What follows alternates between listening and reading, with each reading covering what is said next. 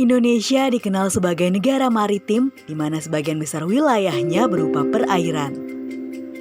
Indonesia menawarkan keindahan bawah laut yang mempesona dengan berbagai spesies laut, hamparan megah terumbu karang, dan luasnya bibir pantai.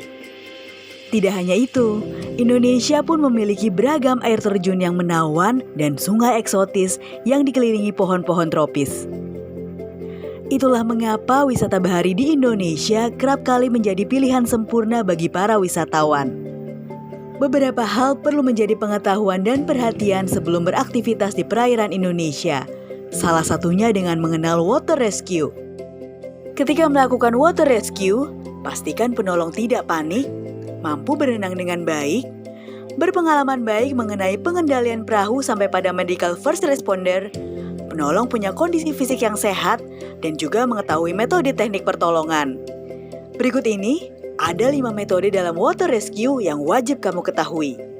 Pertama, reach, yaitu pertolongan yang dilakukan dari darat atau pinggir perairan atau kolam, dengan cara meraih korban yang posisinya di pinggir atau tidak jauh dari darat.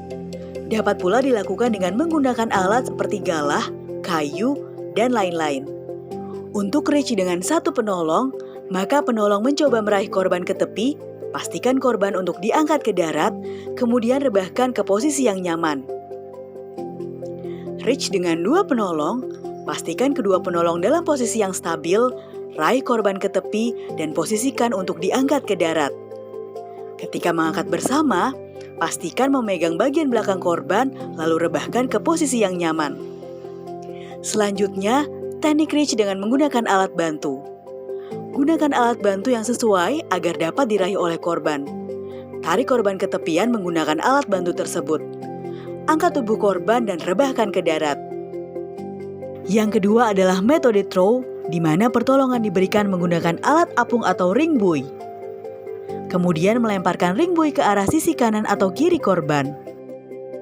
Ketika sudah diraih oleh korban, tarik ke tepian, raih, dan angkat tubuh korban ke daratan. Yang ketiga adalah metode row, di mana metode reach dan metode throw tidak dapat lagi diterapkan.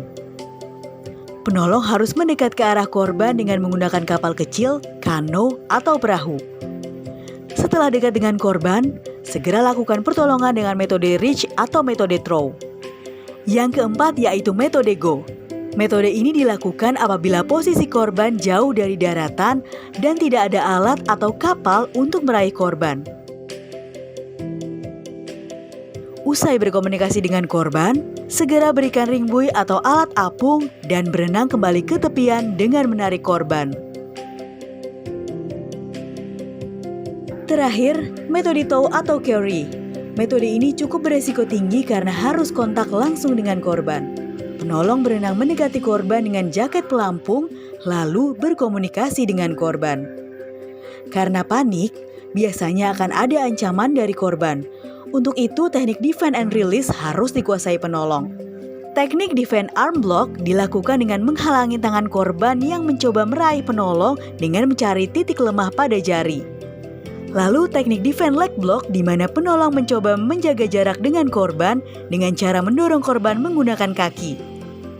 Selanjutnya, teknik defend duck away. Penolong menyelam sambil membungkukkan badan dan mendorong tangan korban ke atas. Dalam kondisi tenggelam atau panik, korban cenderung meronta-ronta dan meraih penolong dengan sembrono. Apabila teknik defend tidak dapat dilakukan, maka dapat menggunakan teknik release sebagai berikut. Dengan teknik release front head hold, maka penolong mencoba menyelam dan mendorong siku korban ke atas permukaan air. Sementara teknik release rear head hold dilakukan oleh penolong dengan cara mendorong tubuh korban yang berada di belakang penolong ke arah depan. Apabila korban yang tenggelam terlihat tidak merespon, bisa jadi korban mengalami cedera. Maka, penolong harus mendekati korban. Kemudian penolong kedua datang membawa alat bantu berupa long spinal board atau tandu yang sisinya ditekan ke dalam air sehingga mudah untuk digunakan. Naikkan tubuh korban ke atas long spinal board, kemudian angkat ke atas perahu. Setelah korban dalam kondisi aman, lakukan pemeriksaan kondisi korban. Carilah bantuan dan pertolongan sesuai kondisi korban. Jika korban mengalami henti napas atau henti jantung, segera lakukan bantuan hidup dasar. Langkah-langkah dalam melakukan bantuan hidup dasar dapat dipelajari pada modul dan video pertolongan pertama pada kecelakaan atau P3K bantuan hidup dasar. Untuk pertolongan di sungai, beberapa hal harus diperhatikan, seperti teknik komunikasi,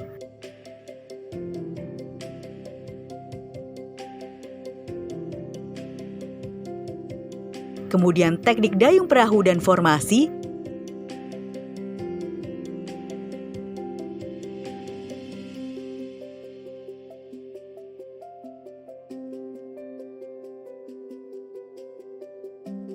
yang terakhir, teknik berenang.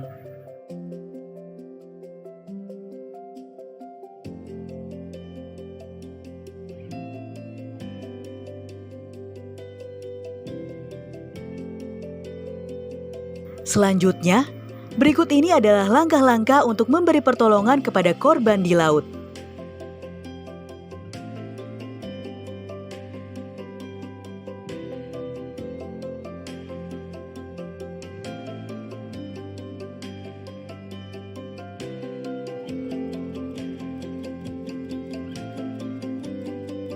Selain water rescue terhadap orang lain, ada pula teknik pertolongan terhadap diri sendiri. Usaha mempertahankan diri dalam kebencanaan air tanpa adanya life jacket dapat dilakukan dengan teknik mengambang survival atau dengan menggunakan pakaian yang dijadikan pelampung. Kedua teknik ini dapat dilakukan hingga datangnya tim penolong.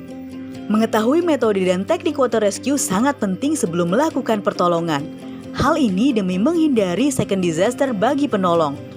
Dimanapun kamu menikmati wisata perairan Indonesia, pastikan selalu memperhatikan petunjuk dan protokol keselamatan. Ingat, keselamatan adalah yang utama.